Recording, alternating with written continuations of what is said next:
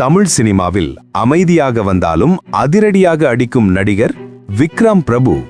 கும்கி, டானாக்காரன், இவன் வேற மாதிரி ஒவ்வொரு படமும் ரசிகர்களின் மனதில் ஆழமாக பதிந்த வெற்றிகள். அந்த வரிசையில் கடந்த வாரம் வெளியாகி திரையரங்குகளில் சூடு பிடிக்க வைத்த படம்தான் சிறை.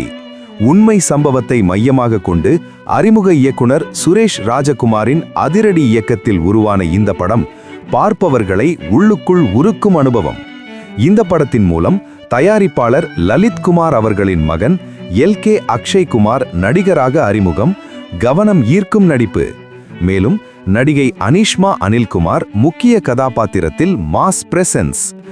7 நாட்களில் உலகம் முழுவதும் ரூபாய் 10 கோடிக்கும் மேல் வசூல். ஆமாம், சிறை பாக்ஸ் ஆபீஸில் அதிரடி ஹிட். விக்ரம் பிரபுவுக்கு மற்றொரு வலுவான வெற்றி.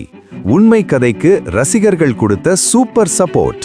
சிறை கதை, நடிப்பு, வசூல் மூன்றிலும் ஜெயித்த படம்.